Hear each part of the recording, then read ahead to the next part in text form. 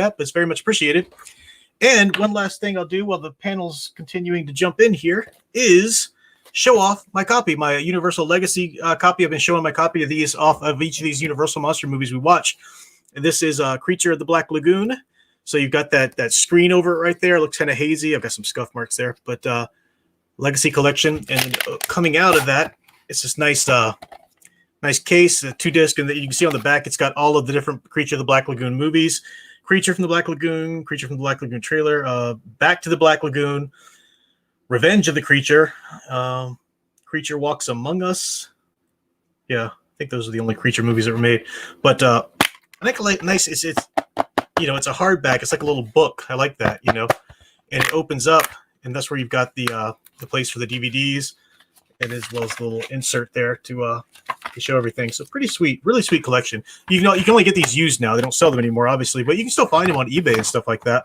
I know the Blu-rays are out now and everything like that, but I don't need a Blu-ray for one of these old movies. Sometimes the quality is, because of the different copies they've had and stuff like that, the quality is better.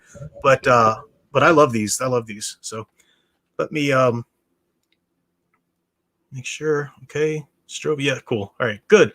Glad it's all working there. Now let me go back behind my werewolf avatar and bring in our panel.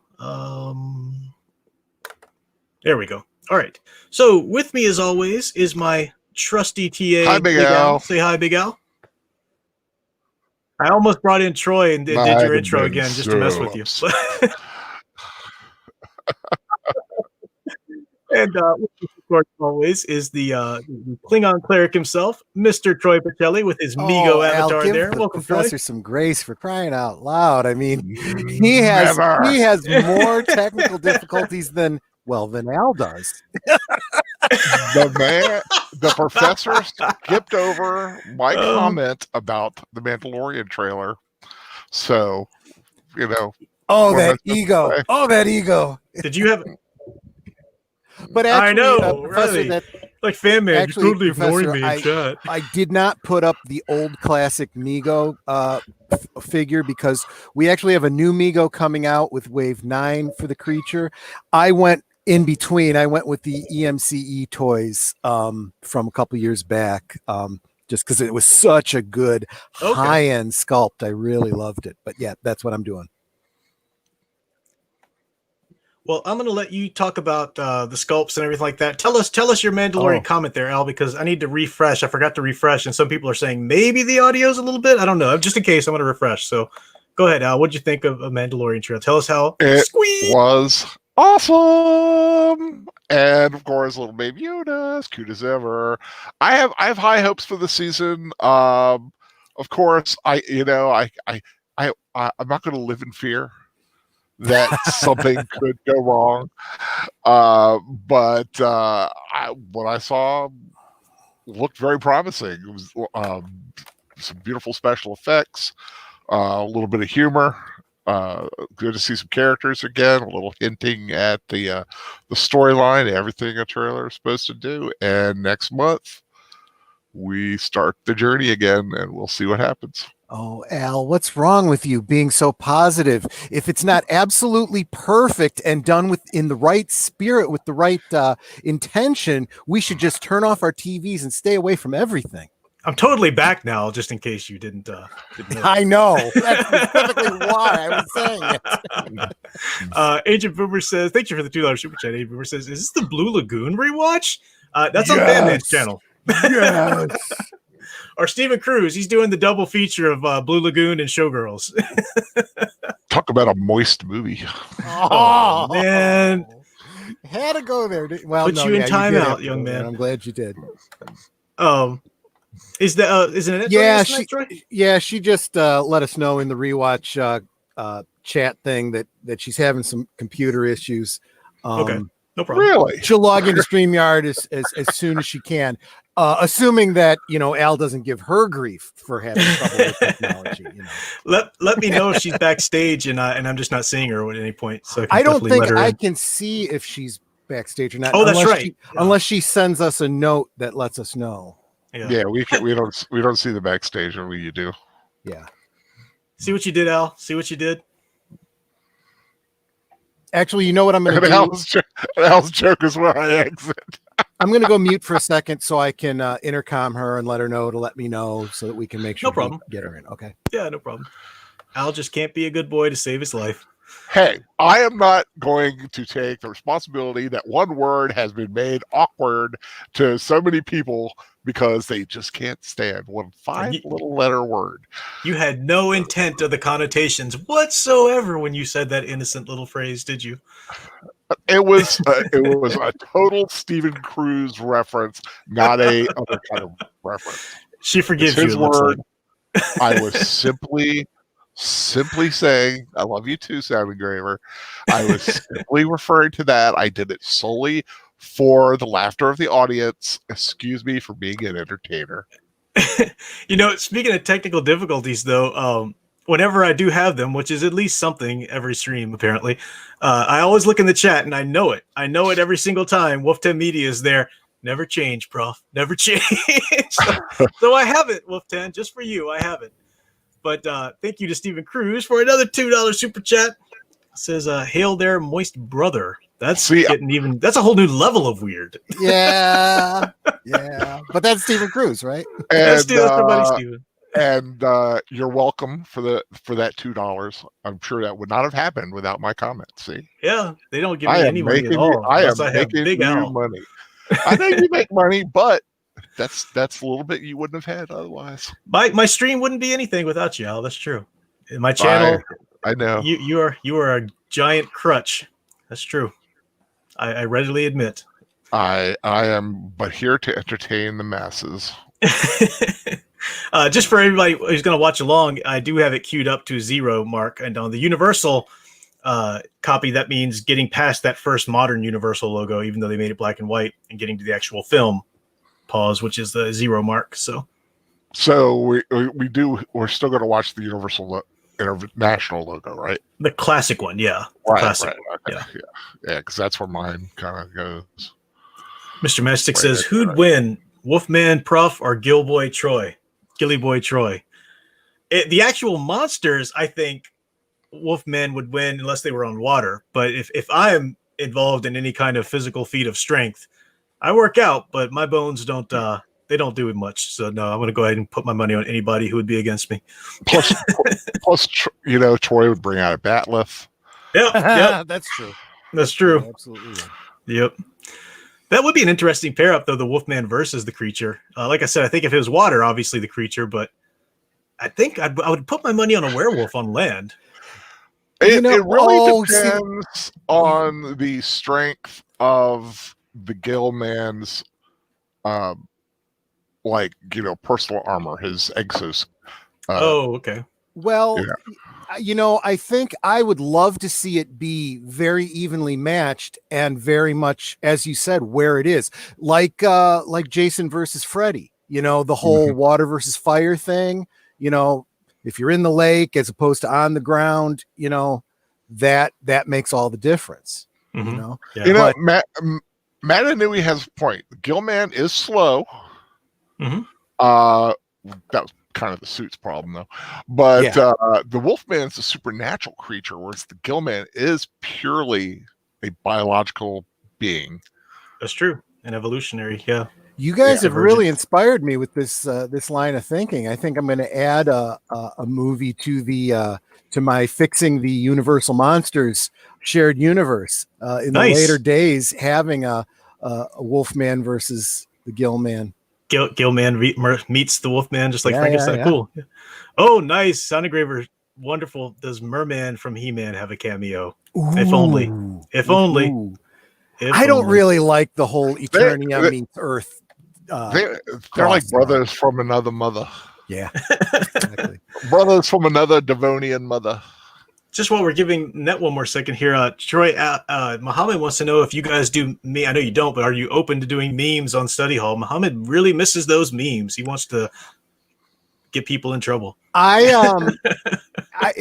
don't do it on my channel. We do it on Aged Boomer's channel. I would personally love to see it, but ask Aged Boomer how he feels if it would affect his brand. Yeah. And Age of Boomer will be joining us for one or two of these Universal Monster rewatches here. So look for him. I think when we do the Mummy and the Bride, he said he'd like to come on. So yeah, that's that'll be fun. But what else here? All right, you got the links there. So I'm looking. That's why I was like, why is the chat looking so weird? Because I'm looking at it through StreamYard, not YouTube. Okay, there are my tags. I see it now. Yeah. But go ahead and start without Netter. We'll get her caught up and give her a timestamp when she's able to get in. I told her to just intercom me when she's in so I can let you know to let her in. No problem. All right. Well, like I said, I'm at the 0 mark. So hopefully we have some people watching along, or at least, wanting to hear the ideas that we have here from the movie. So it'll be a lot of fun. It's a great film and a wonderful, just as a way of introduction, I'll say it's a wonderful addition, like Al already alluded to, that this is not a supernatural creature like pretty much all the other Universal Monster movies are. This is a divergent species hidden in time, so a monster, certainly, absolutely, but a very different take on a monster, very different kind. It's a neat exploration. Even some of the Beauty and the Beast aspects to it, so it's really cool. Yep, definitely. It had to have been incredibly inspired by, almost directly inspired by the deep ones from Lovecraft, which they are fish creatures that live in the sea that literally come out and steal women too. Actually, based on an actual myth and legend in the Amazon, there were legends that there were like man-like fish creatures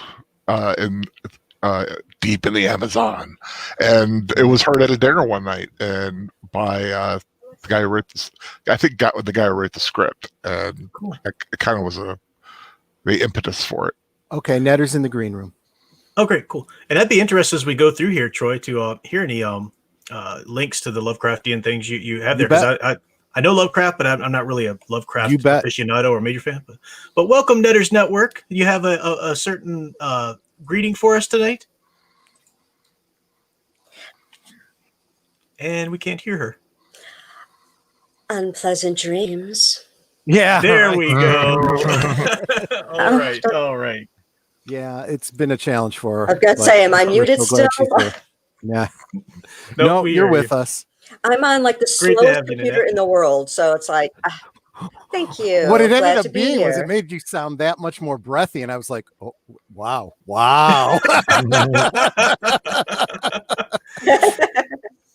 Yep. Okay. Well, all right, let's go ahead and do this. So for those new to the rewatches or catching it on a replay and don't know how we do this, I say 3, 2, 1, play. And on the word play, that's when we all hit the button play.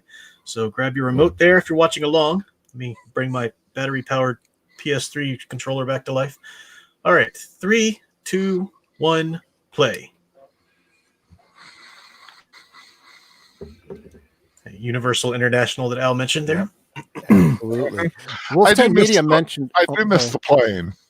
Yeah, exactly. Wolf 10 Media mentioned the 90s cartoon called Monster Squad. Yeah, I remember that. Yeah, that was cool. Also, the Groovy Ghoulies. I don't think they had a creature analog, but they had the vampire, werewolf, wolfman, and all that too, didn't they? Did they have a creature analog in the Groovy Ghoulies? I don't think so. Not in the primary. Yeah, not that I recall. The problem, well, I guess in cartoon you can do anything you want.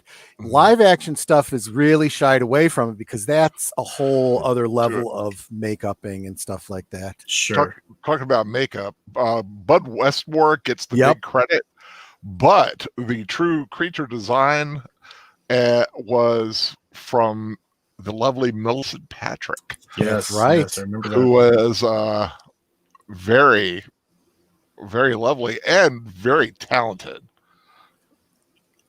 Agreed, absolutely.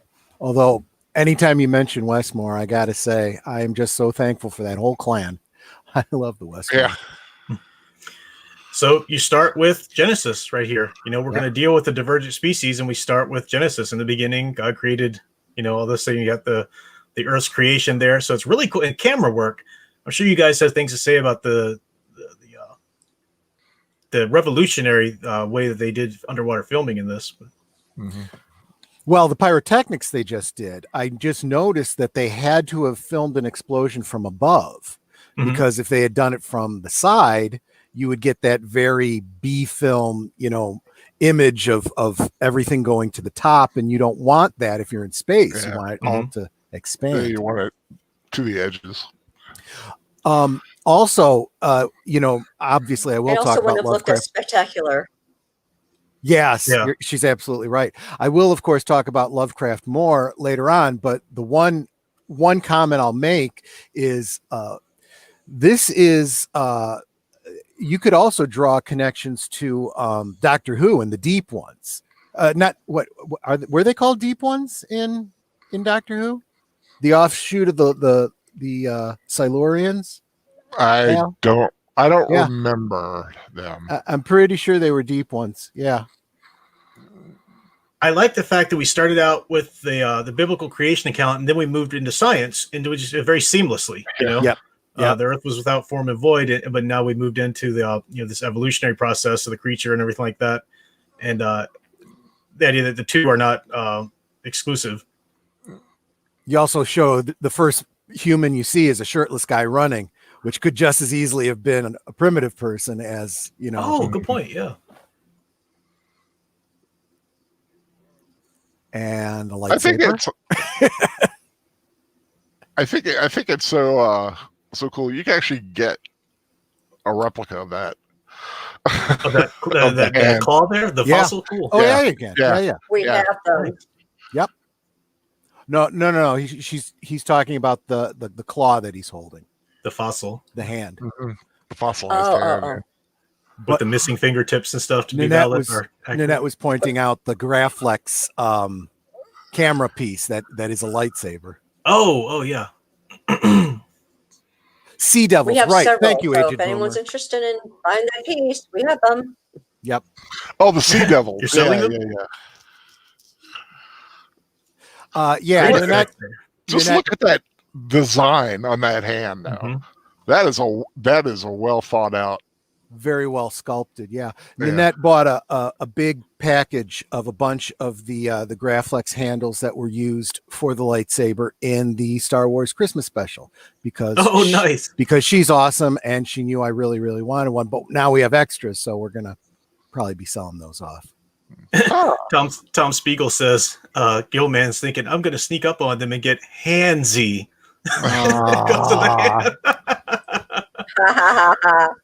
So I know that I'm glad you pointed out the makeup and effects and gave her due there, Al. And that's the big part of it too, especially when we see more of the creature in the suit.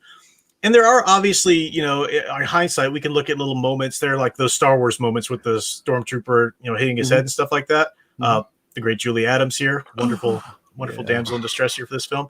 But so beautiful. Also the actor in the suit. I know there's 2 or 3 different actors, right? If I remember, there's one that did the swimming.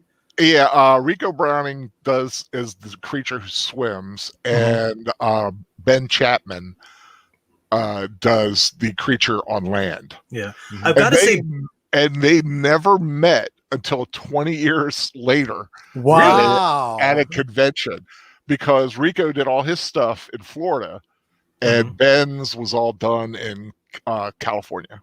Oh wow! I got to say though, they both really worked well with the suit to make the movements seem creepy. Just like that one little thing with the hand we just saw, the flexing, and that's the director too. But the flexing of the webbing is, we can really see that, and then angling it down and stuff like that. Now there are some awkward movements and stuff. That's just the nature of the suit, the nature of the time the film was made. Right. But I really do like the actors' use of the suit as well.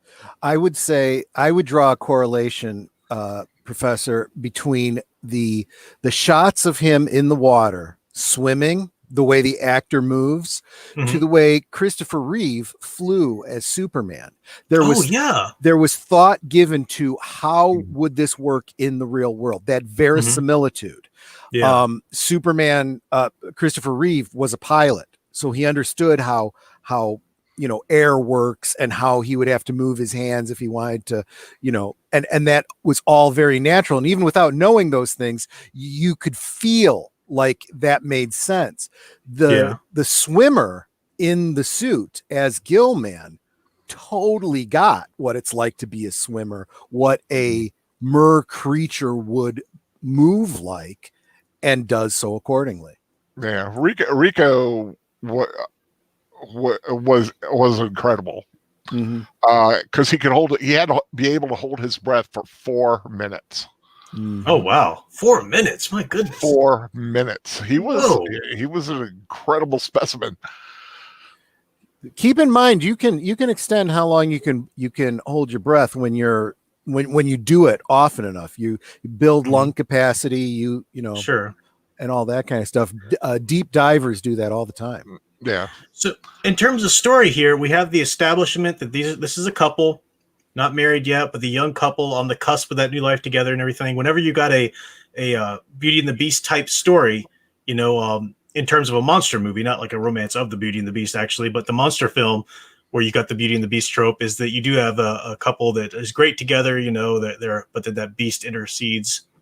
So they've established everything they need to establish here.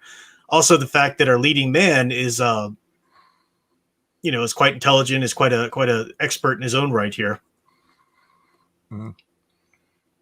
Dressed like Colonel Sanders. The middle guy, yeah, I forget his name. But Richard Carlson, the guy who plays Dr. Reed. He's, I mean, he's a doctor. He's a scientist in his own right. Yeah.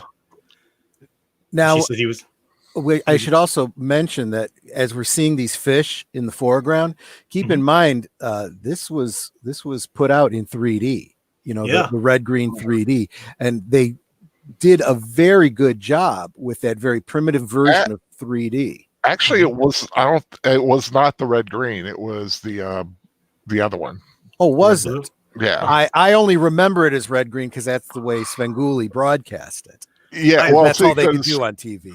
Yeah, and it's kind of limited. I forget what the original was called, but it's transferable to the red green, but you don't get as good a transfer of it. That was a wonderful scene, though, breaking us into this moment where we first see the fish, and then the camera moves over, and we see her on the other side of the aquarium. So it's a water creature's view of her, as we'll see later if the Guildman watching her. But it's a controlled environment, right? Let us look at this nature, at these primordial creatures. Let us look at them in this controlled environment, and then you turn around and see the fossil, you know, but it's building up tension for the moment when we actually meet the Guildman in his natural habitat without any piece of glass between the characters and them. Well, and when you first see it, you don't realize at first you're in an aquarium. You think you're underwater. Yeah. The way, you know, any individual fish might not even realize the difference, right? So that when you then turn and look, you're seeing a human in a piece of glass. It juxtaposes it as if it was the human that was in the little box.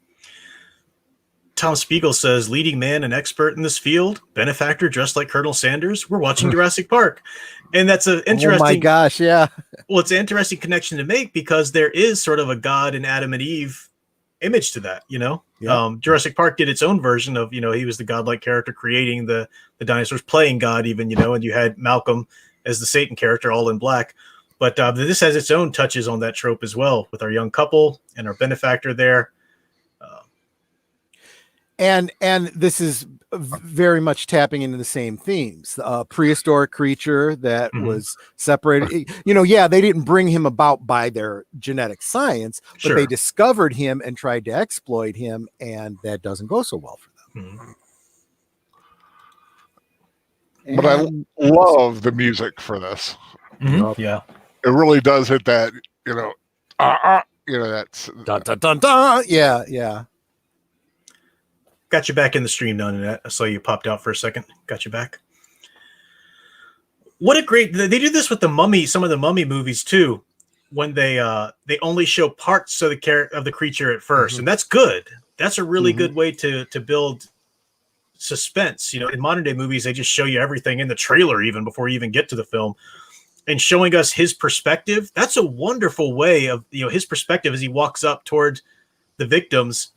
We know it's like we are him, and that's unnerving enough. But then you don't get to see him, but you see him in the scene implied. It's just crazy freaky and unnerving in all these ways. kind of that Alfred Hitchcock / Jaws kind of thing. The less you see, the more scary it is.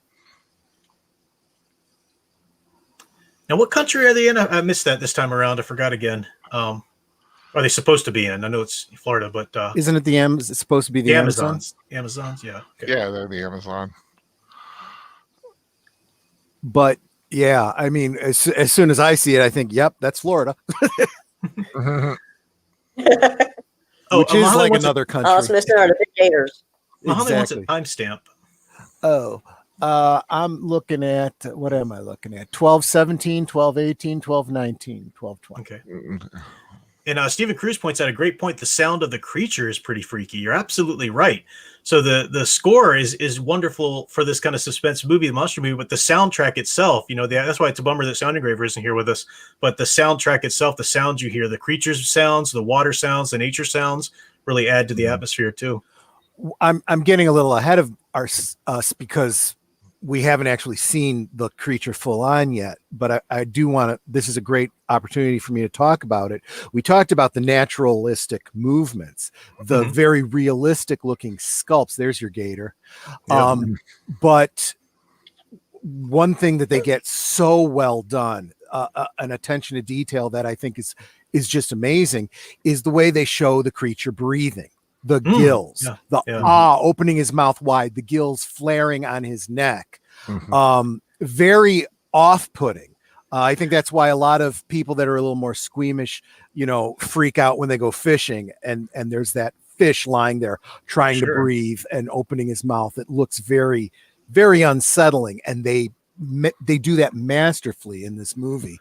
And that's part of the difference, like why humans tend to be freaked out a little bit about reptiles or amphibians anyway, because they don't have that mammalian way of things, so they look very different, and the new movement of a snake looks so uncanny and stuff like that, or different. But I love this scene here.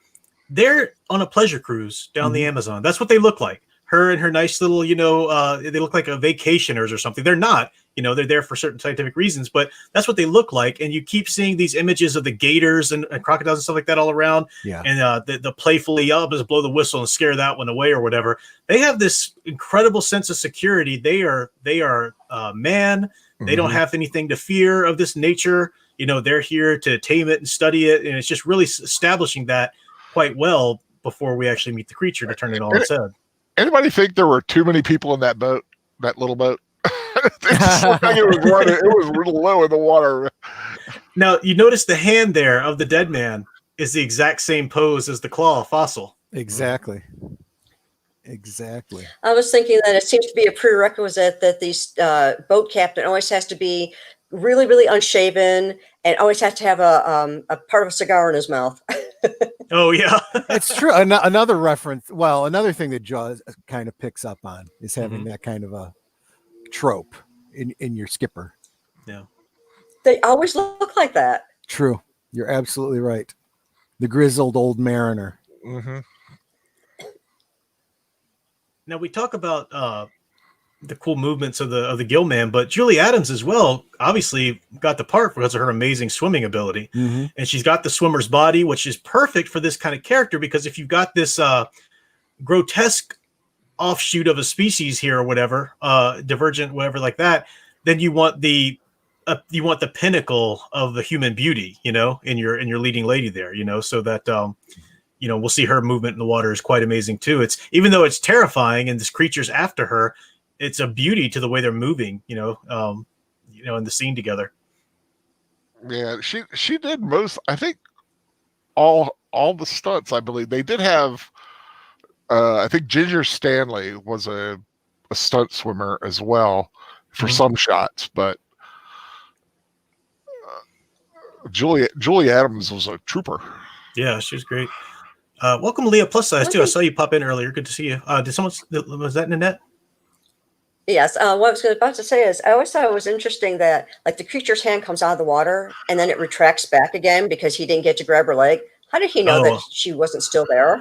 It's not like he can see her, but that happens in all these monster movies where, you'll see a hand reach out and then retract back again. It's like, but you don't know that they're not still there. you can't never see thought of them, that. or the creature can't see them. But yeah, they always do that.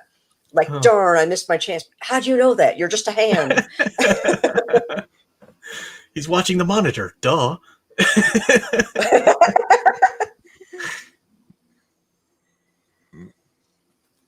So I need to get me a pith helmet. You can actually get them on eBay quite easily. Yeah, you can. I had a pith helmet when I played Teddy Brewster in Arsenic and Old Lace. I had to wear a pith helmet. Yeah, were you in Arsenic and Old Lace, Al? What? I said, were you in Arsenic and Old Lace, Al? Yes, I was. But that's why I have an affinity for a pith. Every time I think of see a pith helmet, I think of it. Uh-huh. I wore a pith helmet when I played Captain Spaulding in a high school, or excuse me, a grade school interpretation of Animal Crackers. And the basic point is they're like hard helmets, but they also have light visor capabilities, right? Yeah. Yep. They're pretty comfortable, and yeah, they keep the sun off your head. They breathe well. Mhm. And And they're if something drops a uniform. coconut on too. your head, it protects you. Exactly. Yep, coconuts. You know, sometimes you get those naughty monkeys that throw coconuts at you. So, now your head's protected. And Very you're true. lucky if they just throw coconuts. I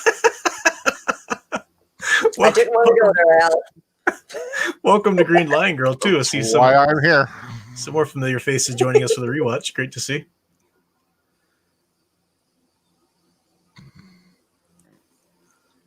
And now this other music juxtaposed with the peaceful river cruise kind of music, it's very different than the suspenseful monster sounds. Green Lion Girl sing her Until Dawn streams start tomorrow night at 9 p.m. since Wednesdays are open. Oh, cool. Great. Remind me at the end when I'm doing the shout outs, Green Lion Girl, and I'll make sure I include that for Wednesdays. Are you in the Facebook group, Green Lion Girl? Did you, but yeah, I'll pop by and I do schoolwork on Wednesday nights, but I'll definitely drop in the chat and give you some support. And I'm going to go ahead and add that to my. There we go. Such a sweet little moment, and even in the music, Mm-hmm. just so that romantic. And the kiss is interrupted by the growl, which is a good foreshadow. And if Sound Engraver is watching, that is her real hair. Oh gosh. Yeah, she was a very prolific actress. Did a lot of stuff, but of course, this is what everybody remembers her for. And she was always so gracious about it. She was never bitter about people just knowing this film. I really appreciate that because there's nothing worse than meeting an actor or actress. You've had this experience at the cons, both of you, all of you guys have, but you're really interested to meet so-and-so because of this role. And you can just sense that they're done talking about that role. Aren't you interested? No, I'm not interested in you as an actor. This is a sci-fi convention. What do you think I'm here to get your autograph and talk to you about? I've noticed that oftentimes during like Q&As when, and I always did this. I knew that they felt that way. So I would always find a way to say, look, I know everyone's here because you were in Star Trek, but, I loved when you played such and such and so. Would you like to talk a little bit more about that? And their faces light up. Oh, I did that with Dwight Schultz for Fat Man Little Boy. Oh, for crying out loud, he was in everything. But I saw you in this, I saw you in this, I saw you in this. I'm such a big fan. No, but him playing Oppenheimer, and I just thought it was a really great performance. I was like, I saw this, I really love this film. And I'm meeting Philip Anglem and talking about the Elephant Man performance that he would do. This is interesting. Oh, go ahead. No, I'm just saying they do like when you bring up other performances. Yeah. This scene right now, to bring it back to the film here, I forget the character's name, but he's wanting to go back in and do a little search to what kind of species they might find. And then the other guy says the statement, "We're here to find the rest of that fossil, not to find new species." And that's interesting because they're there for fossils, which are harmless. They're no threat. They can be studied. But to find the species still living, is quite a different matter. It's quite that's what throws them off their false sense of security keel and everything. I like the captain too. This is crazy fishing. Who eats rocks?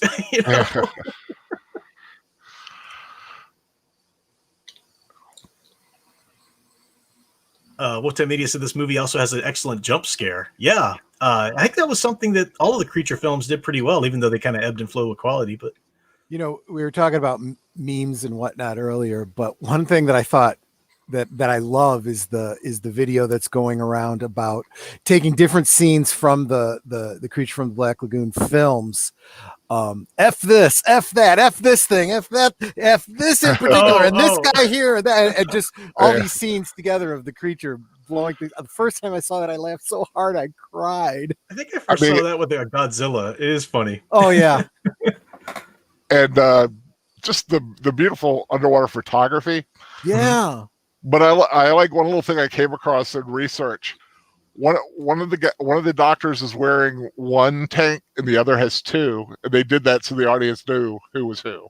Oh, it makes sense. Yeah, it's like, well, that guy's wearing two and the other one has one.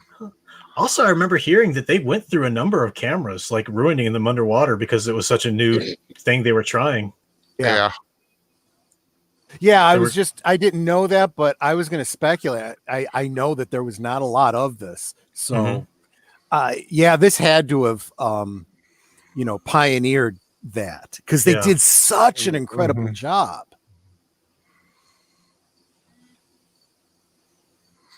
Now, these underwater scenes were filmed in Florida too?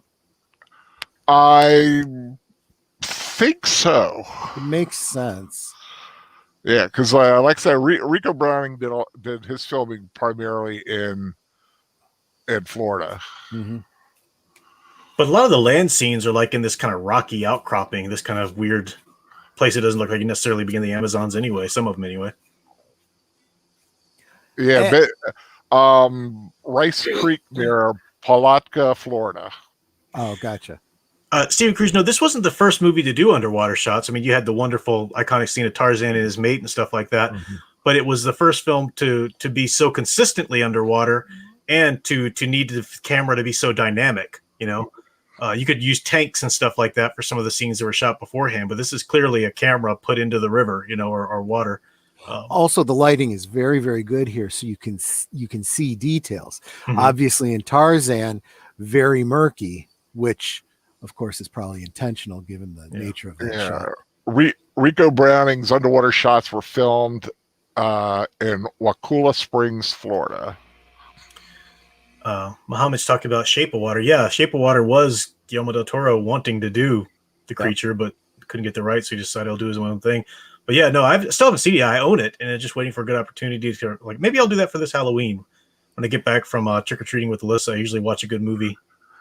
Yeah, it was clearly him saying, look, if you guys don't want me to do this, I'll just do it myself. Yeah, I'll do my own version. Now, speaking of jump scares there, we do have that little one we just saw, and that was the most we've seen of the creature thus far, just a torso shot. Yeah. Again, really great way of revealing the creature slowly but surely. And that hand came out first and just missed the swimmers, and then that torso. It takes the hunter, underwater hunter to a cool level. I mean, Jaws is scary enough, that great white shark, but now you take the deadliness of a great white shark and impart on it, almost human-like intelligence. Mm-hmm. So now it's stalking you. Now it's not just drawn to you and killing you, outright. It's I'm watching you. I'm learning about you. And those cold, dead eye sockets too. It looks like when you first see the creature here in the water and the shadows, but not dead, alien. Yeah, that's a better word. Yeah. And very hard to see through. yeah, that's what I. Yeah, there's at the end there's a part where he's carrying her through the cave, and during the filming, her head kind of scraped against the wall, and she had a bad. Oh, I remember hearing about that. Yeah. Wound. Yeah, but there's There's a picture too of them all kind of around her. Yeah, Ben Chapman he couldn't see where he was going. Yeah. Matchstick says not just the eyes, but the mouth as well. Yeah, absolutely. I know that when they did the Gorn in the original Star Trek series, those eyes were not where the actor's eyes were. Mhm. He was actually seeing through 2 slits that were cut into the mask, disguised in the folds of like folds of skin. or whatever. Okay, gotcha. Right. Interesting. Well, just like Godzilla, there's some little holes there you can see where the actors had to look out of. Yeah. Yeah, you've got the tension there too with the other guy who gets mad with him with the girl. Doesn't like him with the K. So those little comments like, "Come on, we can play house later." Typical jealous quip. Wolf 10 Media says, I always imitate the creature swimming towards the woman. And I'm thinking, yeah, until the woman catches you and says, get out of the pool, you creep. Hashtag me too. Hashtag me too. Exactly.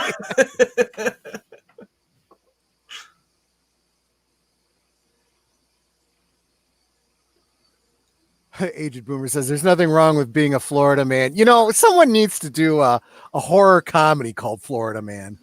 That would be good. That's right. Aged Boomer is our resident Florida man. All right, so she said, "I like to see it. It's been portrayed as this glorious kind of wonderland down there, but we've seen the danger, and now the terror of watching her jump in." I'm not feeling terror yet. She wanted to see it, and I'm seeing it. But you've seen the danger, and now she goes in and she removes her robe, which that wouldn't have been any protection anyway, but just going in completely vulnerable. The bad thing is, though, she didn't tell anyone she was going to go into the water. Right. So now they're going to be like, where did she go? What happened to her? Exactly. Any responsible swimmer either goes in with a buddy or at least makes sure someone's keeping an eye in case anything goes wrong. Mm-hmm. Exactly. And she didn't either. But isn't that the horror trope? They always split up. They always go off individually. It's when you're alone that you're vulnerable. And I love that first scene of him like looking around the seaweed there to take a better glimpse of her and stuff. There is that kind of like, whoa, hey. Yeah. But that's because of the lighting on his face. It's very bright now. He's been in darkness until now. And look at the choreography of this. This is what I was trying to draw attention to. The way they both move as swimmers, the hunter and the prey, the beauty and the beast. It's a beautifully choreographed scene every time they're in the water. She's unaware of the danger that lies beneath. And now look, he's swimming on his back, looking up at her. I love that. I love that part. Which I can totally understand. I totally get it.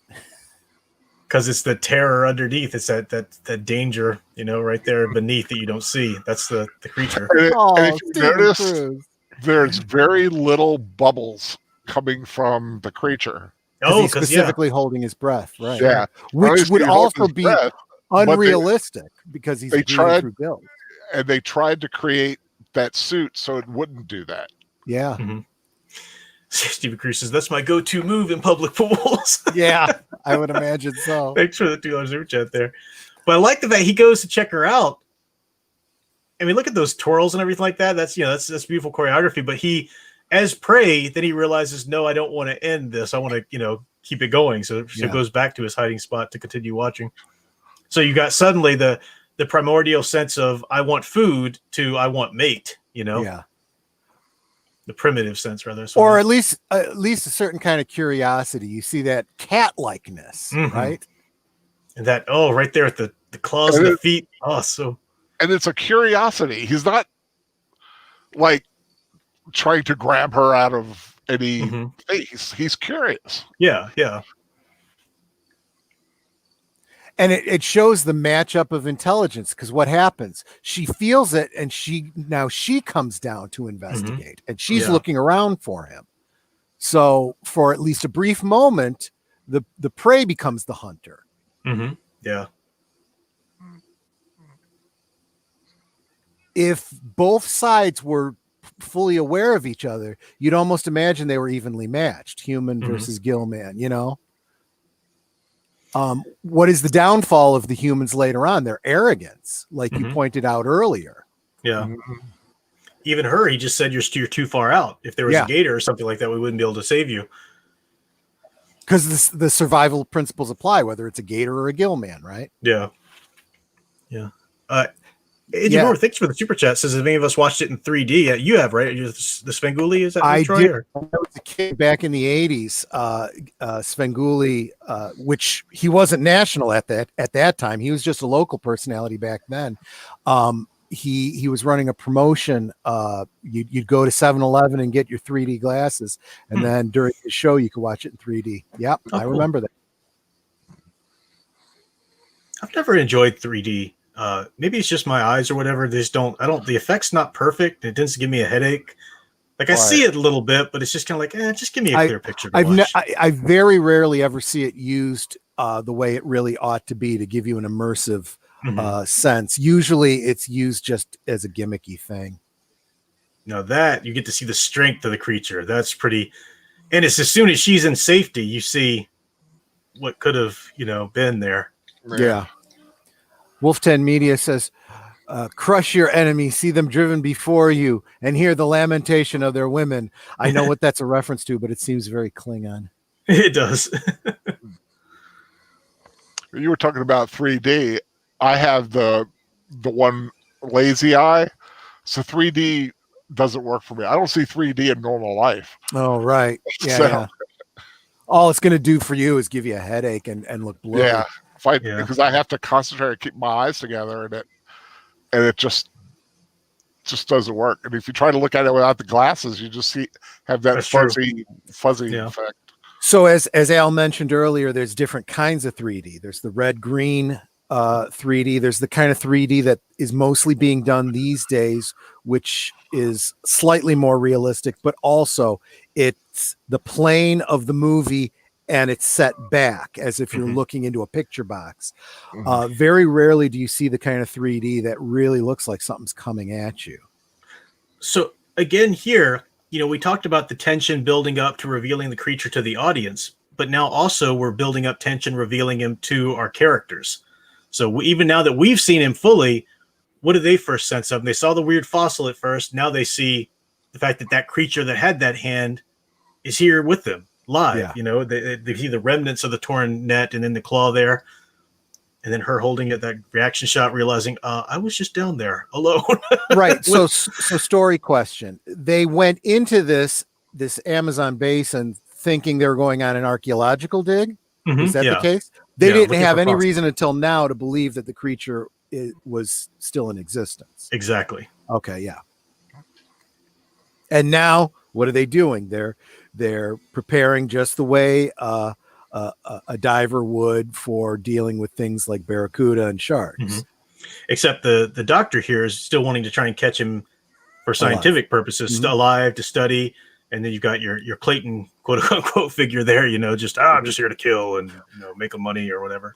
And that's very realistic. Star Trek did the same thing where, you'd have Picard and everyone else going, we're here to explore, and Worf going, yeah, and I'm here to protect you. Yeah.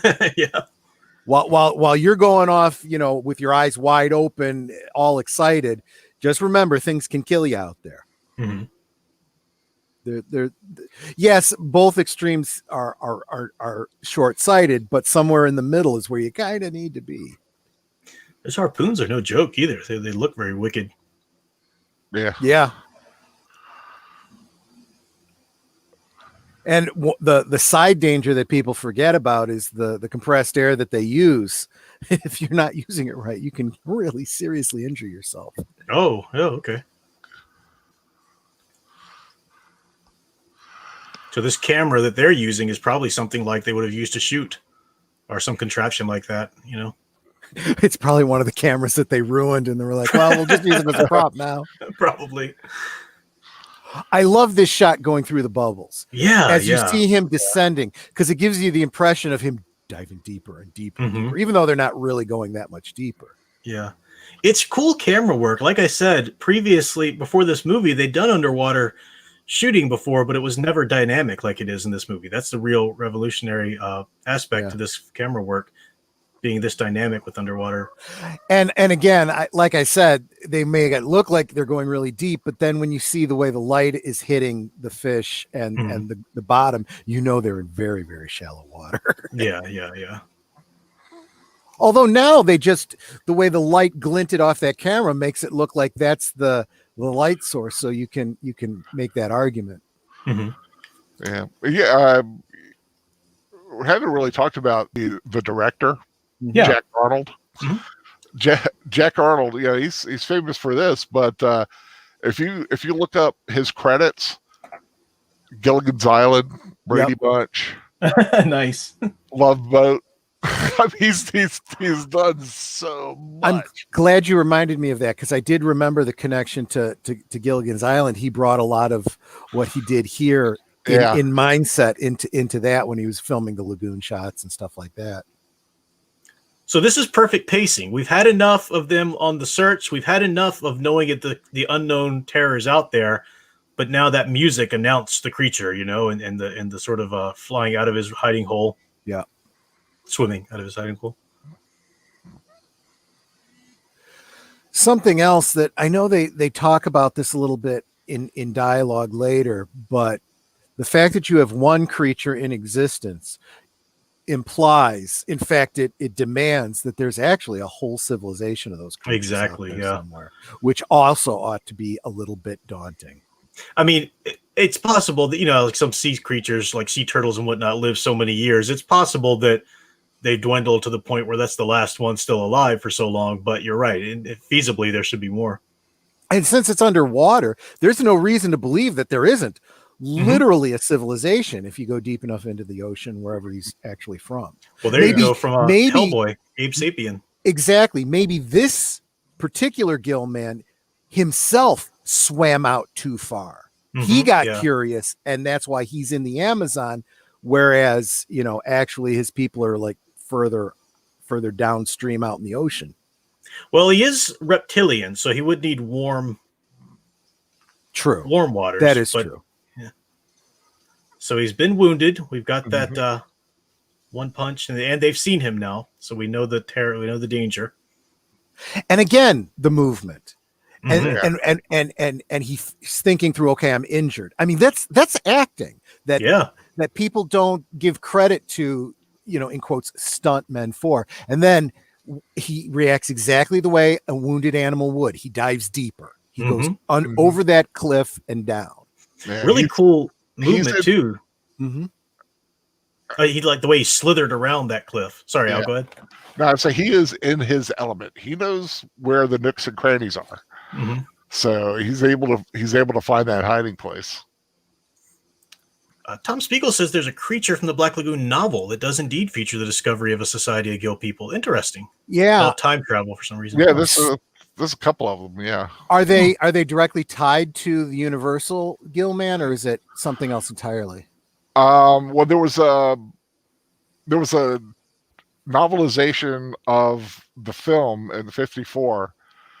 And there was another one that they did, but the creature was different. It was a larger creature, and it was they kind of redesigned it. They redid it, but there was a novelization by I'm trying to think of the name. Hold on, let me look it up here. John Russell Fern using the pseudonym Vargo Stratton. And then there was one, the odd one was, and then Carl Dreadstone did a novelization in '77 as well. This conversation that they're having too, let's try to reason this out. You've got the practical, the captain, those who weren't down there, in the bookish man there, they're trying to say that there's a legend. There's no way possible any human-like creature could be down there. But then you've got with the human-like aspect to it, this is what brings pathos to this film, this Universal monster. As you guys have already stated, he's not a creature. He's not an unnatural being in any way. He's quite natural, actually. It's just an unknown sense of nature. Because he's isolated in this movie anyway, there's a sense of loneliness to him. And there's a sense of wanting to be attracted to that beauty, wanting that mate, That's terrifying. Yeah. We've been seeing him in the water, and now you see him through the porthole. He's on their territory as well. That's a great reveal. Well, and it's almost kind of fair if you think about it. Hey, you invaded my territory. Now I'm invading yours. Yep. It also now is the revelation he can, you know, and he doesn't need special equipment to do it. He's amphibious.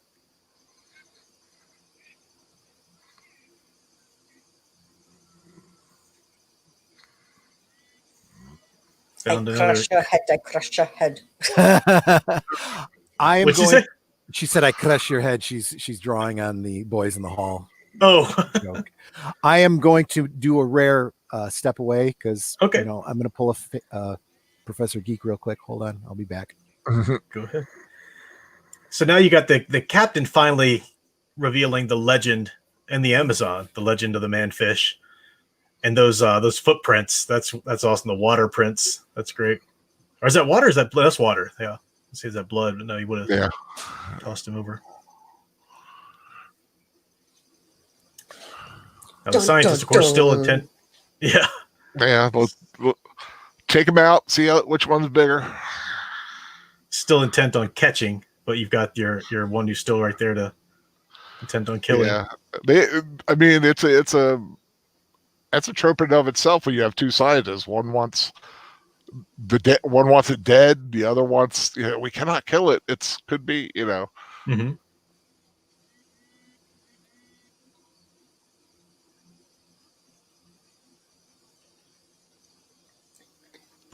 So he's got the drug. This is a nice little story development, plot development. There's something to slow them or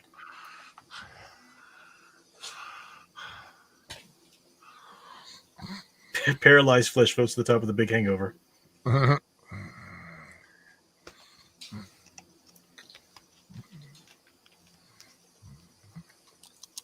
cool thing about the Universal Monsters is that they are copyright to the extent where you can't use specific incarnations from the Universal Monster movies, but they are dealing with archetypal characters and public domain monster creatures that anybody can do their own story as long as they, do it correctly with the right details. That shot there with the cigarette Uh-huh. was Rico Browning's suggestion. That's cool because it starts from above the water and then goes down underneath it. Yeah. Right. He kind of suggested that shot. It's a cool shot. It's, all these paralyzed fish, but no oh, man. Time for a fish fry. Is it and as left? the creature looks up like, Get the old creature bag. looks up like you just littered. Yeah, exactly. You're taking my buddies.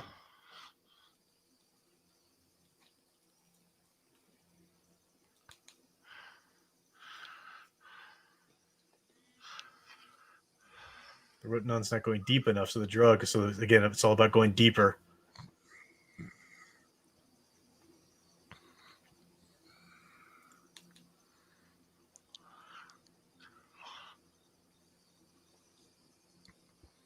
Jackson Voorhees says, I wonder if the main reason we never got any creature remakes or sequels past 3 is how advanced and difficult it was to make a suit in comparison for the makeup and fur of the others. You're right. Yeah, that's a good point.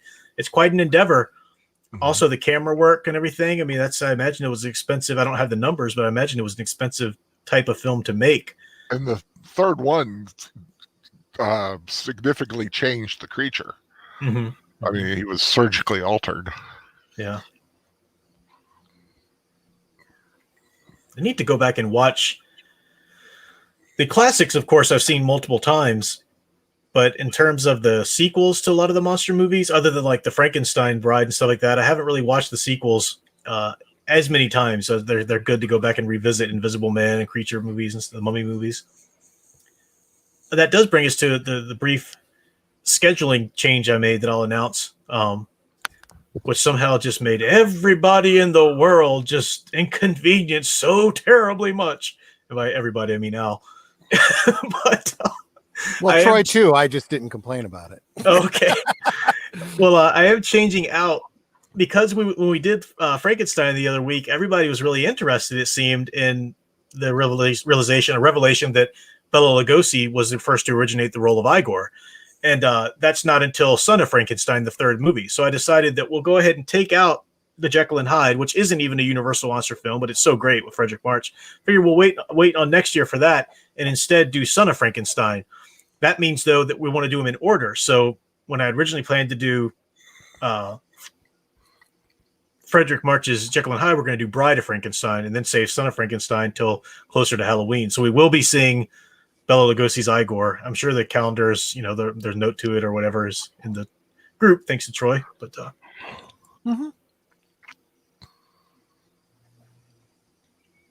but that does throw off the correlation a little bit with Fan Man's Hammer horror films.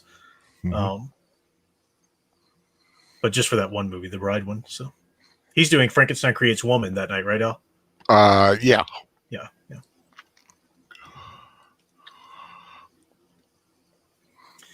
So this is really cool. The first time we've had a night scene here, it amplifies the danger. Mm-hmm. And they're emphasizing the jungle sounds, all the nature. It's like, nature's becoming more of a presence for them. Man may not be as in charge anymore. You're absolutely right. And so, yeah, we increased the soundtrack of the nature sounds, but they're still playing that sort of soft little flute pleasure cruise music, which is a great way of like one is receding as the other one's increasing, and it's cool. Here we go. Till that music for the creature comes in.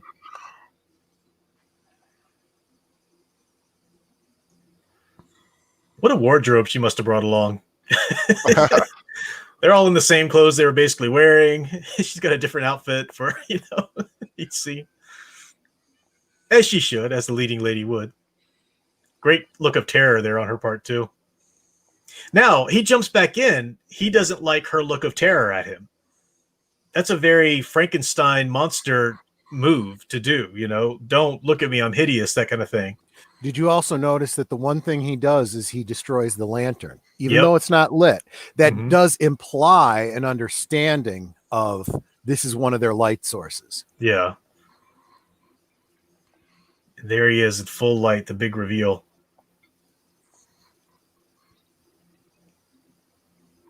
What a great design, too.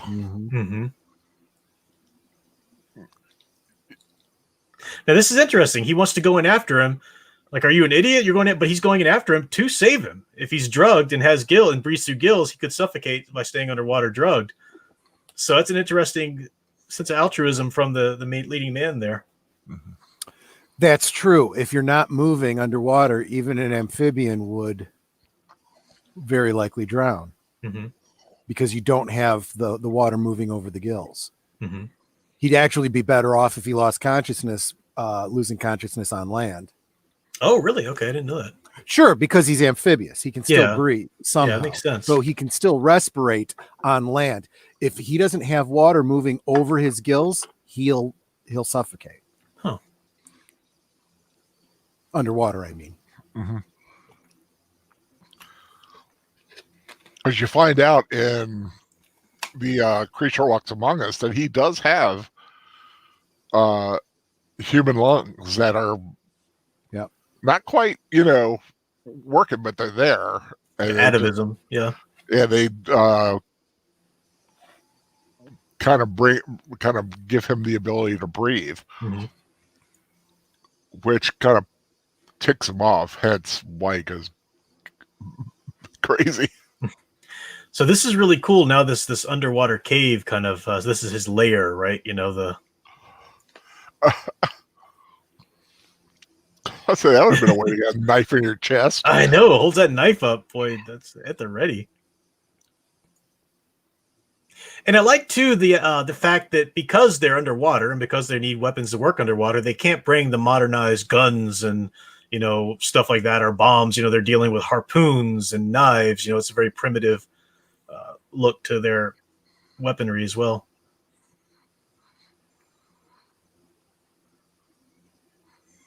Poor creature. Been shot, drugged, just trying to live in his home. And the one difference between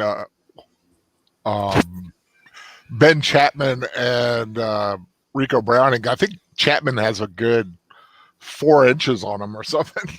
Oh, really? Okay. Yeah, they were different sizes. There's that gill movement Troy was talking about. That's perfect. Yeah. You still there, Troy, or did you take off for a second? Oh, yeah, you no, are. I'm here. Didn't know if you're back yet. Yeah, I'm back. And you can see when his mouth is opening, how he's like gasping for air. Mm-hmm. And with those hands up, that iconic monster move.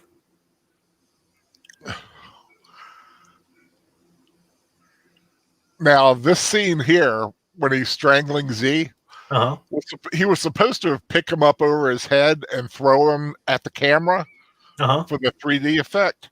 Oh. But they couldn't get the wiring right. Mm-hmm. And in order to make sure everybody was safe, they just decided to choke him. Yeah. Now, terrifying that she's actually in his arms there, and then finally he succumbs to the drugs. Oh. It's interesting, too, though, that he strangles him. I mean, I hear what you're saying there is because they couldn't do what they originally wanted to, but it actually kind of works because now we've got, he's gasping for air, he's a fish out of water, and he cuts off somebody else's oxygen, to kill.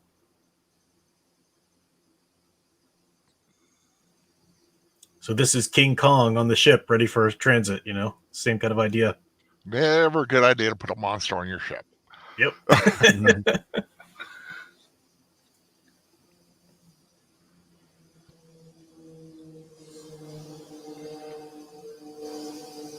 Is that a plane somewhere? Someone doing their lawn or something? Yeah. I don't know. I hear it, but it's not here. It's not there? I don't know. Could be like a car too or something. It's weird. I mean, yeah, I'm upstairs where there's open windows, but I think a car might have gone by, but that's the only thing I can think of. Yeah. Arcade Burns, Al just said that originally they wanted him to pick up the guy and throw him toward the camera, but the wires couldn't get the wiring right for the aid of effect.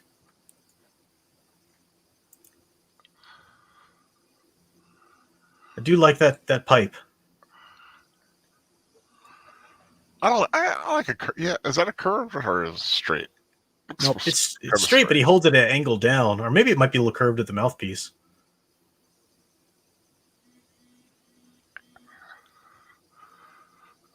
Yeah, it's a straight. Yeah, I like one that's a little more curved to it. Mm-hmm. It adds to the creepiness that the creature's not even moving. They just kept him completely still there, He's not reacting. He's not trying to break out. That's even more terrifying. And he's still drugged, of course, but when is he going to come out of it, Mm-hmm. And he may already have come out of it, and he's just waiting and biding his time. That's what's terrifying. And I like the juxtaposition, or the juxtaposition of the scene with Kay there lying on the bed, beneath the curtain there, because she, the goal, like what is vulnerable on the ship, and as soon as he falls asleep, then the creature comes up. That's perfect. I love that mouth movement, very fish-like. Mouth and the gills and everything working so good. Mm-hmm. Very otherworldly, very creepy.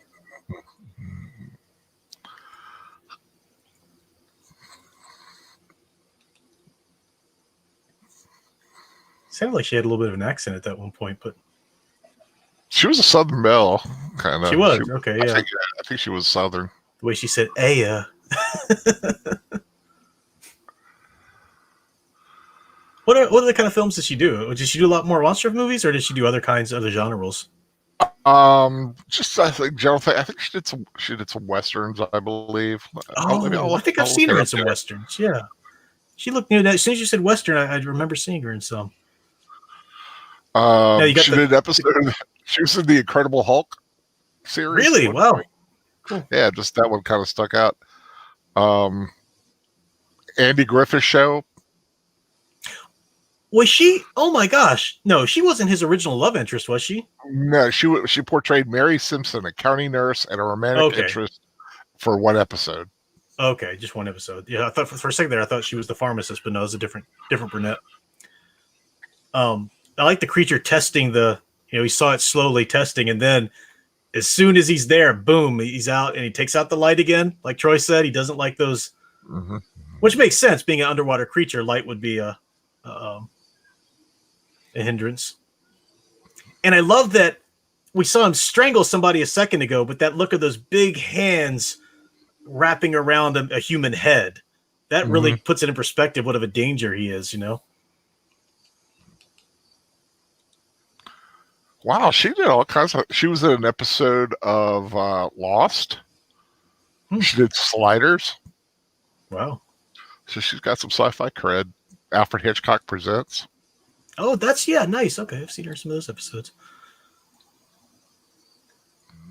And the poor creature, he's been captured. He's trying to get free, and they set him on fire. They've shot him. They've drugged him. They've set him on fire. They've tried to kidnap him. Who's the bad guy here? Exactly. Exactly. Who is the bad guy here? And they came into his territory. Mm-hmm. It's not like he invaded a city or something. Mm-hmm. Messing with my stuff, hurting my little fish buddies. See, and what I would have liked, if you're going to do a movie called, Revenge of the Creature from the Black Lagoon or something like that, you want to see like a whole army of these things marching out of the water, and taking a small town or something. Go all Planet of the Apes on them. Right. A good point. We're not equipped to fight monsters. We came to fight fossils. And he wants to go back and get that guy the medical attention he needs. But you've got you got your Captain Ahab here, who must capture, must kill the beast, a personal vendetta. Mm-hmm. Well, and it comes down to, but why? If we leave, we're no longer in danger, right? Yeah. Yeah.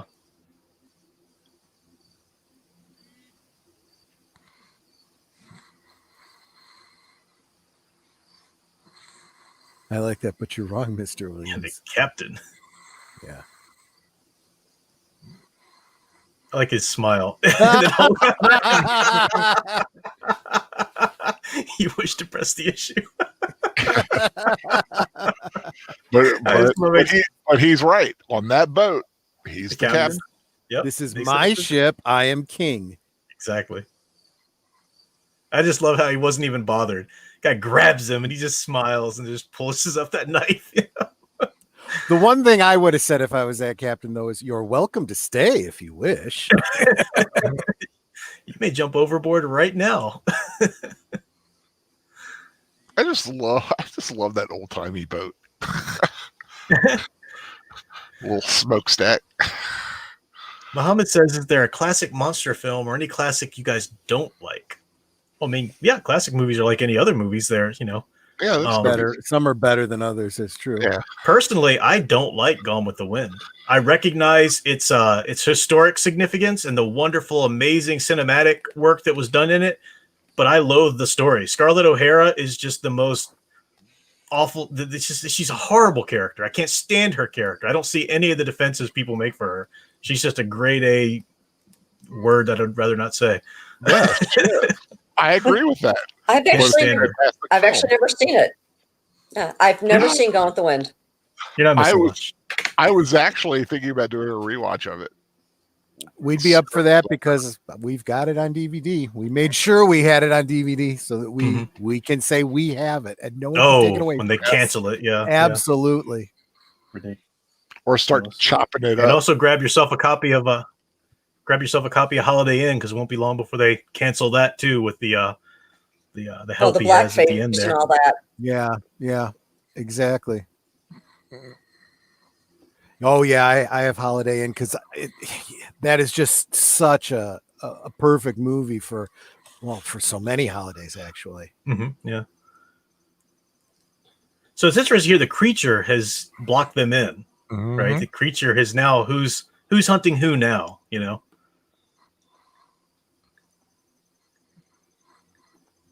And again, that proves his ingenuity, how human he is, to be able to use that logic. They put him in a cage. Now he makes them in a cage. Classic, perfect poetic justice there. Arcade Burn says Scarlett O'Hara is the Bella Swan of her day. Yeah. Not that bad. I've never understood how people use her as an icon of feminine strength. I'm like, she's a manipulative, using Oh yeah, evil little she is. tramp. But she did what she had to do in her time. I don't care. Whatever. She's horrible. Well, she did. I mean, the thing is, both sides are right. They're just not willing to look at the complexity of the character. You got plenty of people existing back then who didn't have to resort to that kind of evil to get what But they she wanted. did. I'm just saying she did, though. That was her choice, and it makes it interesting. We'll save that. I'll troll your chat when you do the rewatch. Mm-hmm. Now look at him recognizing that this is their tool. Mm-hmm. And I love that smile. And then realizing, wait a minute. Yeah.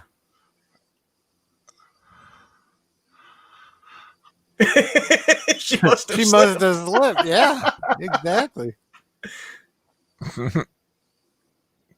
Which is kind of like saying the guy with the knife in the back must have committed suicide.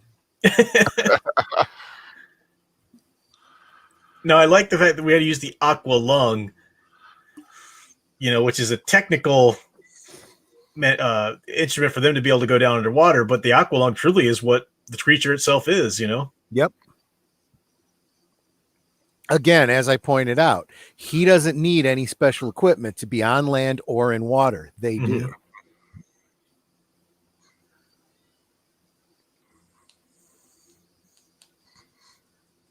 Oh.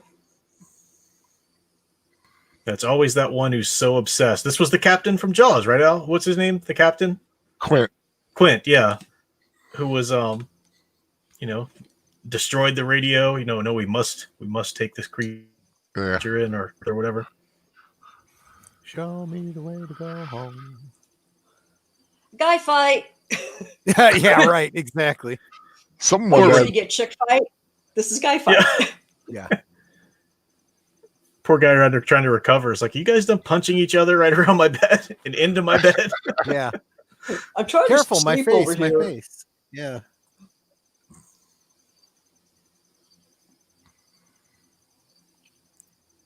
She just looks so nice with that ponytail. For some reason, it really works for her. She's a perfect actress to play this kind of damsel in distress. Like I said, she's really well suited to the role, especially in this film. Mm-hmm. Arcade Burns is making a joke back to. He's got 3 spears with him. Just 3. Arcade Burns is making a joke back to the, it must have slipped. The police said his death was an accident, falling down an elevator shaft and landing on 30 bullets. Wait, that's a quote, isn't it? What is that a reference to? I'm pretty sure it is. I remember it. I can't remember what it was a reference to. Yeah. Muhammad said, you wouldn't believe it. I searched up classic films list, and there you have Milan on it, the 2020 version. I would 100% believe that, because Disney's power is insane. They rule the media. They will tell you Captain Marvel was a success. They will tell you now that Mulan is a wonderful. I would guarantee you that whatever site that is, if it's not a Disney site itself, it's a Disney shill site. Mm-hmm. Now this is interesting, because this is Mark woken up and you see him shoot just the guy that he was just fighting with. So there's that sense of, was he trying to kill him? But no, he points to the creature, which is still something you want him not to do. So there's still a fight going on.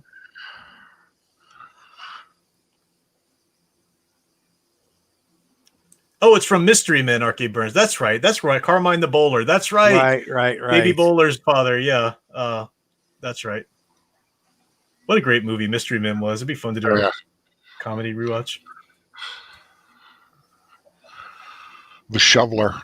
I shovel, and I shovel well. Mm-hmm. I just love that when they're trying out the heroes. I'm the PMS Avenger. I only work 1 week a month. Is that a problem? Like, no, it's fine. She's like, whatever, and runs away. And we're finding how tough this guy is. He took a spear and pulled it out. Yeah, so like you said, the exosuit, his scales, the armor that they provide him. Oh, Agent Boomer, don't even get us started. How would Blumhouse remake Creature from the Black Lagoon? You know what? horribly in Don't every even way. worry about Bloomhouse. Come on over to the fixing the Universal Monsters page, and we'll do Yes. it ourselves. Yes. And let me go ahead and remind people that first you got Al's Facebook page that celebrates these movies, the facebook.com/iconic universal monsters. Yeah. Make sure you like that for all these great posts. And then do you know the URL to your group, Troy? The Fixing Universal As Monsters? a matter of fact, I had just posted it for somebody else, but I'll Oh, go cool. ahead and drop it again. I didn't know if it was a custom URL we could say either, though. But No, but yeah, it's not. I haven't figured out how to do that. So I can show you. I knew at one point, but okay, we can talk about that offline then. I like when the creature's coming out of the mud there, when only one of his legs is visible. It looks like a tail because you see that ridges on his back goes down one leg, so it looks like a crocodile tail in some aspects there. Now he just bit off the oxygen there. Yep. And now the human is the fish out of water. Exactly. Getting those shots there for the 3D effect. Yep. Mm-hmm. And I'll be honest with you, those scenes still work. It still got that perspective that draws you in, even without the actual 3D effect. Yeah. Tom Spiegel says you guys talked over my favorite part of the score. It lasted only a few seconds. The score was pretty amazing. Yeah, we tend to, because it's a commentary and we make points, you can only make points or talk over certain things. It's kind of the nature of it. But yeah, the score is pretty amazing there. And it's right why it's a rewatch. I encourage people to watch the show, watch the movie again before we do the rewatch. So it's fresh in your minds. If you really want some analysis, watch it again after the commentary and then go back and think along the lines of things that we were trying to peck on, and then see if there's things you can develop on your own. That's really where they analyze theater or film. No, theater, film, exactly. All of it. The same thing. Yeah, true. He's only mostly dead. So, Leia Plus Size makes a great point. I agree. Blumhouse does not make good horror movies like this. I think what bothers me the most about Blumhouse is they almost do. There are things that they do that are good, just not quite. It's just the ideology. Yeah. Messing it up. It's like they could make really good remakes or whatever. So interesting how they're focusing like a mosquito, the Rotatine for like a spray. Okay, I'm calling BS. Look at her hair next time they show it. It is perfect. And there is no way she could wake up in the morning out there in the Amazon with the humidity. There's no darn way. Now the stream is complete. Too. Yeah, and her makeup's perfect too. Exactly. We had clothing commentary. Now it comes for the hair commentary. Now it's complete. Okay, I will suspend my disbelief on the makeup and we'll say, well, that's just how she naturally looks. She's not wearing makeup, but the hair. No, I'm sorry, that's a bridge too far. That's a different movie, dear. Now this is creepy here. The man who can't talk sees the hand. Oh, yeah. Terrifying. Another great 3D effect. And he's even wrapped and kind of secured in that bunk too, because he wouldn't fall out. So he can't move. Yeah. He's like close the window. Well, that's what happens. You leave the window open, the creepy crawlies come in. That's why you close the window during the day. Yeah. Speaking of, I haven't seen my mud dauber friend. I thought it was a hornet early. If I knew it was a mud dauber, because there's mud dauber desks right outside, so he just must have got in that way. But I tried to get him out humanely. But if it was a hornet, sucker needs to die. Sucker needs to die. He just needs to die. I love the meme that goes around about wasps. They're not animals. They're see you next Tuesdays with wings. I've heard that some people call. I've heard a person called geese flying rats because they're just everywhere and they're always in the front of the car and they're pooping vicious everywhere. And yeah, Yep, I rats with cracked up wings. when And they're person dirty, said that. disgusting. Yeah. flying rats.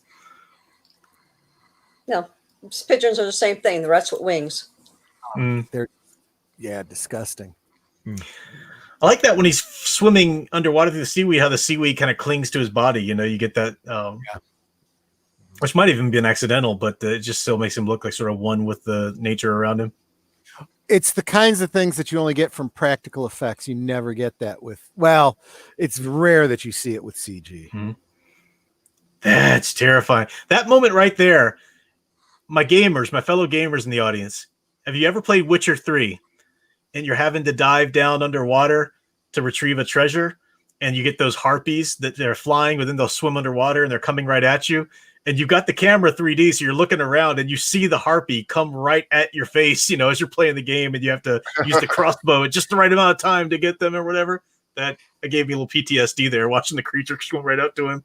So I do love this effect of using the compressed air to create this, I don't know, like smoke screen effect. Mm-hmm. Right? It's clever. Mm-hmm. And that is the one little bit of modern technology they can take underwater and use is their chemistry. You know? Yeah, try to use that chemical because they don't have enough, but they have to concentrate it out of them. Mm-hmm.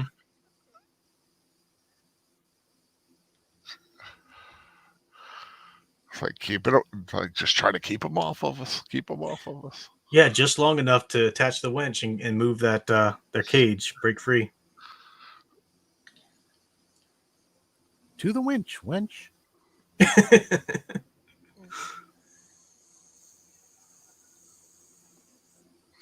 Get out of the water quick. Get my legs out quick. Hard to with them fins on, though. Oh, yeah. It's like being a child and running up the steps from the basement because you think there's a monster that's going to grab you. Whenever I used to use flippers like that in the pool, I always climbed up the ladder backwards so that I was going heel first. It was awkward, but it was less awkward than trying to do it the other way around. Makes sense, yeah.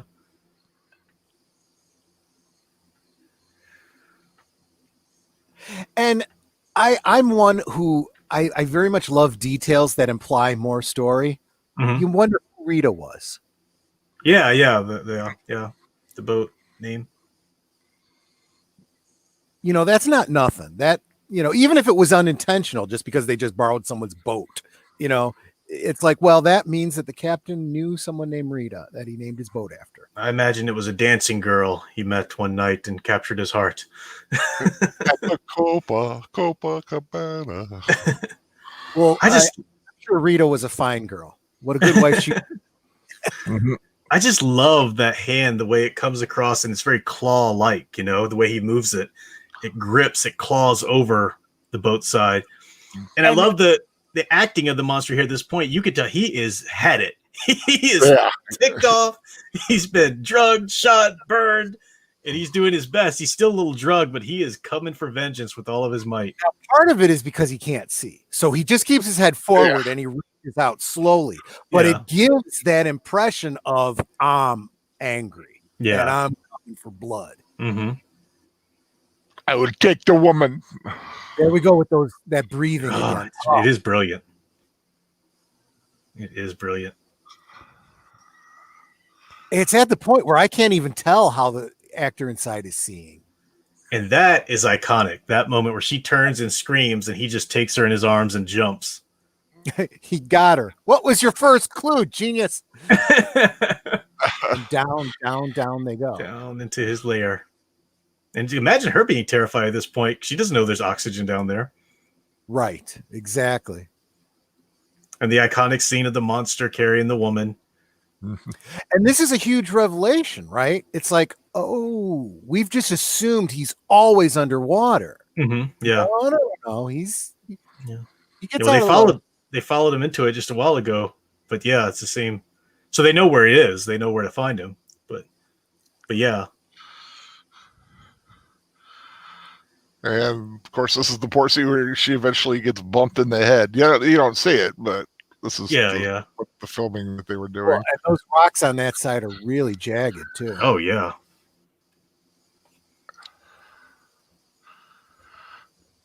God, can you imagine being that actor though? I would feel so terrible.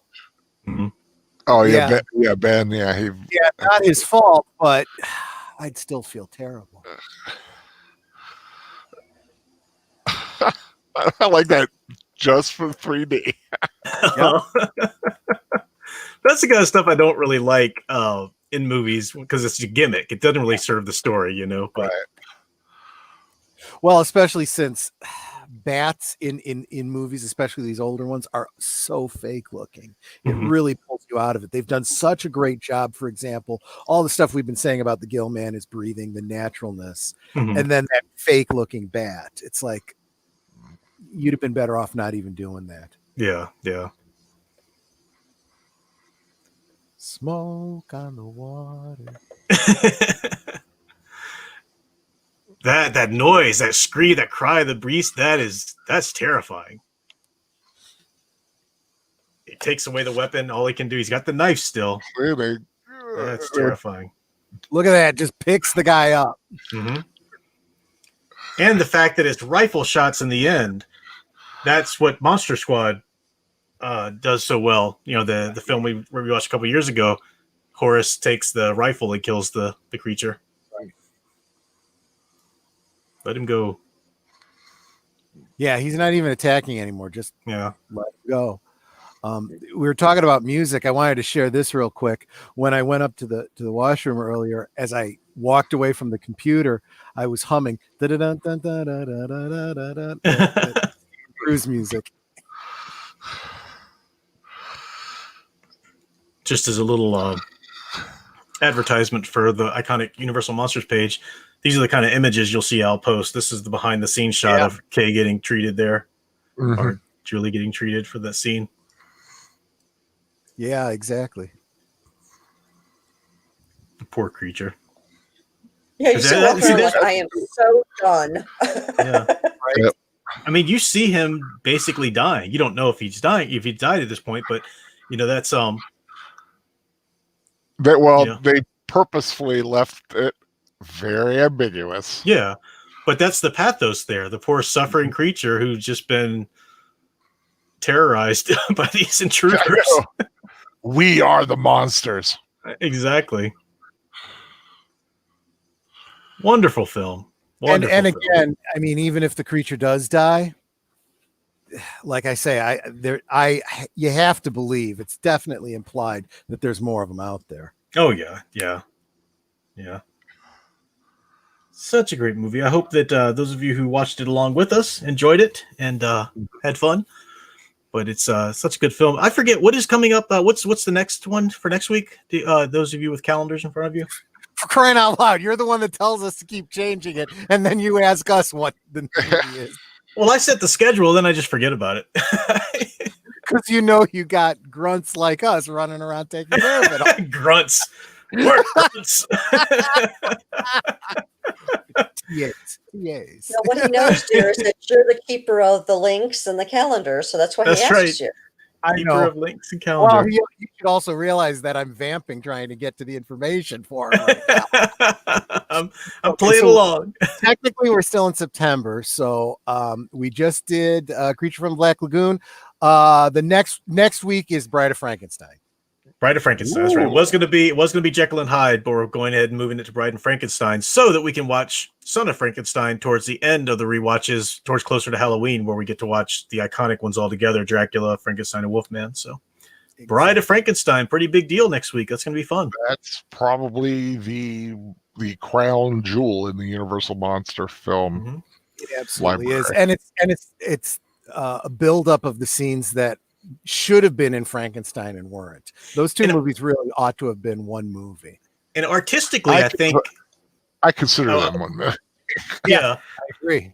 But artistically, I would agree. It's not my personal favorite necessarily, although it's I don't know, it's one of the top. But artistically, it's like what's the best well-made film of these or whatever, you know, from story and cinematic, it probably is Bride. Matchstick's taken. I'll see you, Matchstick. Stephen Cruz is a great stream. Thank you very much. Great rewatch. Yeah. So the upcoming events. Go ahead. No good. No, I had misspoke. I think last night when Sound Engraver was going off, she asked what the movie for the Friday Night Fright was this week, and I was a week ahead. It's The Blob is this week. Sorry, I was just That's right. That's right. The Blob that was shot in his hometown. Yeah, it's creepy. I forget that the menu screen for these films from this Legacy collection has a lot of the sound effects, from the film still. So I'm hearing the creatures growl and the water sounds and everything in my headphones still. I don't see that the problem there. I'd say that's a good thing. That's ambience. Except for the when we did Invisible Man, I just kept hearing that laugh. It's like, wait a minute, the movie's over. Where's that coming from? So yeah, in terms of what's coming, this is Tuesday. So as Green Lion Girl said, she's providing a viewing option for tomorrow in her playthrough of that game Until Dawn. Is that what it's called? I think. Yeah.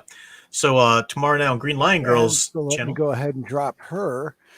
So I would encourage everybody, go over to Green Lion Girl's YouTube channel, hit the like and subscribe and the notifications. Mhm. And if you want to do a follow through of her gaming, because let's face it, that's the one thing that's been missing from this community is game playthroughs. I've missed that so much. Yeah. We need our wall chicken. So go over to Green Lion Girl for your fill. Exactly. And I will be doing my playthrough of Knights of the Old Republic here in a couple weeks. Good. Try to get through the whole story for people to get the story, who don't want to play.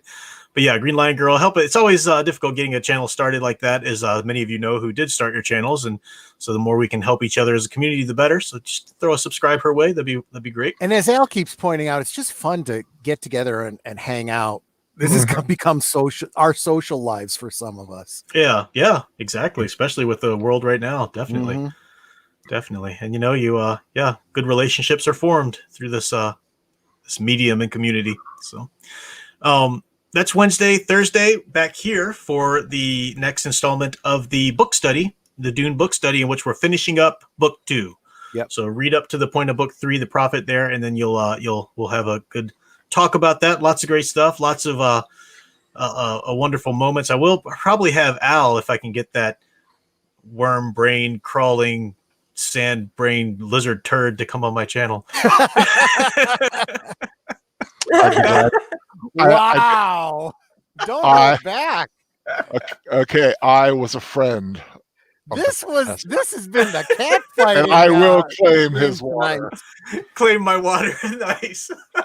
No, I was when Stilgar, that says those insults he's throwing out at the Fremen who are still trying to approach when Lady Jessica has him. Yeah. I was like, I need to remember. I actually wrote it down so I could send it to Al later. So I texted it to Al. I was like, you worm, blah, blah, blah. This isn't that lizard turd or whatever. Then I felt bad because he wasn't around. And I'm like, well, when he sees that, if he doesn't get the reference, he's going to think I'm like really upset or something. So I had to put the haha or something after. No, I knew what you meant. These guys, I swear. I have read my chapters, so I'm yeah. I was cracking up though. Stilgar's just like, calling him every name in the book. It's like, and of course, I said the ones like, do you think Frank Herbert wanted us to know that Cheney had elven features? I know, her elven face. It's like Robert E. Howard talking about the women as supple.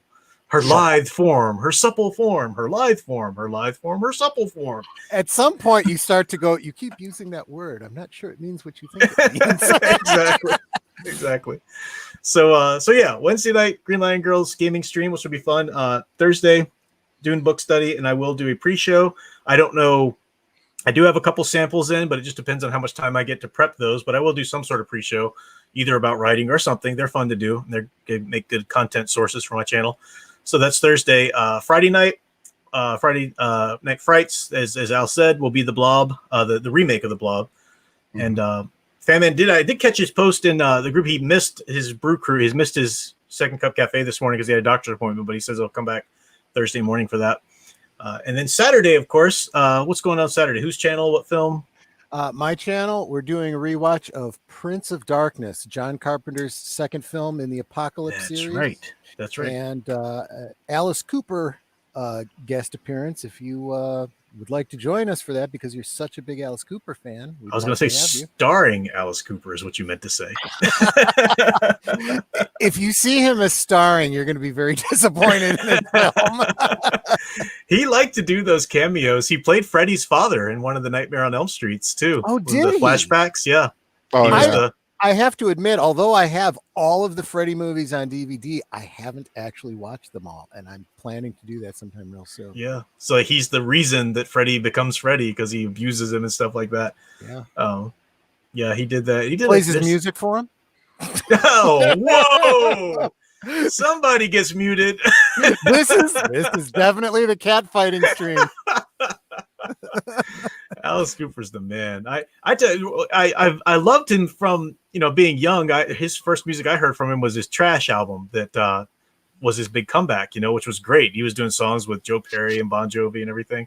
But later on in years, he actually converted to Christianity, because his father had been a preacher growing up and stuff, and he was just never into that. No, he was never satanic, any of his older stuff at all. He was theatrical. It was theatrical rock. That's all he ever did, shock rock. But when he did convert to Christianity, he stayed with it, and he made this amazing concept album called The Last Temptation. What I love about it was he didn't become a Christian artist. No, he kept doing what he did. He took out a few elements that he felt were over the line or whatever, but he kept doing it. He kept the character of Alice Cooper, but he suddenly started using it for good in the world. And this concept album, The Last Temptation, is phenomenal. He did songs with Chris Cornell from Soundgarden, wonderful music there. Some of the guys from Damn Yankees were on it. And it's a story album. It tells a story. And he got Neil Gaiman to write a comic book, a graphic novel that told the story. So they both came up with this concept together. And Neil Gaiman wrote the graphic novel that's phenomenal. Really is cool. Very Bradburian. Very Bradburian. You see some elements to Something Wicked This Way Comes in it. But really great stuff, and he's just continued to do that. He's back working with Desmond Child now, which is an iconic songwriter for a lot of people. So he's got some anthemic rock on the way. But he's in his 70s. Aerosmith, all these great characters are great bands that I really came to when they were in their 40s when I was a child, or like in their 70s and still cranking out the music. It's awesome. So, all right, completely unrelated tangent there. Okay.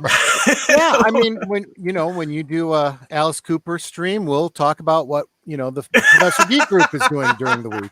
Well done, well played, well played. All right, so yeah, Saturday night, Prince of Darkness on Troy's channel. Great that the Halloween themed everything is popping up in full force. And Sunday night, Matchstick did just say he's got his Weeb Watch happening, so that's going on still, as well as Study Hall on Age of Boomers channel with Troy Michelli. Yeah, it's actually the other way around. We got Study Hall, and then after study, we end hard at that 2-hour mark, so that you guys can all jump over to Mr. Matchstick's. Oh, cool. Okay, cool. And I think Wolf 10 Media is I don't know if he's still doing something on Saturday, Watch wise, but I don't know, but let me drop his link, and you can certainly subscribe, and hit that notification bell, because when he does do something, you'll know about it. Exactly. And that brings us up to Monday, of course. So Sound Engraver, our very own Sound Engraver's Monday Night Muse live commentaries, which last week was really great. I recommend people go back and watch the replay of that if you missed it, because she was talking about, which was fascinating, the harmonies, and how the harmonies in these new movies are speaking to the same problems we're seeing with the story. So like using Mulan as an example, but she also had some really cool tangents she went off on that were great to hear. So that's Monday. And then of course, Tuesday we'll be back here for Bride of Frankenstein. So lots of entertainment options and social life options for those of us who stay at home and surf YouTube. So that's good. That's all I think coming up. Anything else from the movie you guys want to comment on, or any other things you wanted to mention before we sign off and get out of here? Well, one thing I always say, don't forget to like, share, and subscribe, and hit the notification bells for all of our channels. That helps our algorithms, and especially for those of us just starting out, it really does help us to get our channel going. Yeah, absolutely. And go ahead, Al. I just say for those who think the creature got left out of some of the funny later on, if for those in the know, Abbott Costello did a TV skit with the creature from the Black Lagoon, which is you can see that, and I think it is on YouTube. And he also showed up in the Munsters episode "Love Comes to Mockingbird Heights," playing Oh, okay. Uncle Gilbert. That I do remember Uncle that. Gilbert. I I do remember love that. that. I'm gonna drop the link for the Fixing the Universal Monsters Yes. group again. Everyone in the stream had some great ideas, both pointing out some things that had happened in the extended universe of the Universal Universal Monsters universe, and ideas of what we'd love to see. Come share them in that group. That's what that group's all about. Absolutely. Yeah, and that's and as I do very much appreciate everybody who does super chat. So much appreciate it. Really is I never asked for it or try to sell the channel for that kind of thing, but it's much appreciated. But those who can't super chat are for whatever reason you just can't afford it. You don't have it set up for it or whatever. Everything that Nanette said, just liking. As Sound Engraver said the other night, watching the ads when ads do appear, that's ad revenue. So I appreciate it. You guys all do that already. But I just wanted to say how much I appreciate your support. Yeah, and even just adding comments to our videos, that helps out too. Mm-hmm. Yeah, exactly. And share. We say like, share, subscribe, and we don't focus enough on the share. Get your friends over here. This has become such a great community of us interacting and stuff. If you already have a group of friends you share interests with, they might enjoy it too. Mm-hmm. Exactly, definitely. So you got Uncle Gilbert up there. Yeah, put up a few shots. And that definitely that is clearly the Gill man. Well, character. the Universal did the monster, so they were able to draw all the exact references and elements and scenes and looks. So, all right. So, Tom Spiegel, yes, reminding me that he's a channel member. Exactly. Channel members are also paying something monthly, which I need to get on giving you your promised stuff on too. That's why I don't advertise very much, because I realize that I'm so unorganized, but it's all going well. So, all right. Well, that's it for tonight. Thank you guys for hanging out with us. It's always so much fun to get you guys on as a panel and talk, but also to hang out with the chat there and hear your topics and comments. So it's much appreciated, and be seeing you in a couple days anyway. But until then, keep enjoying and digging deeper into the stories you love. Thanks for watching. This rewatch went swimmingly. Swimmingly, unpleasant dreams.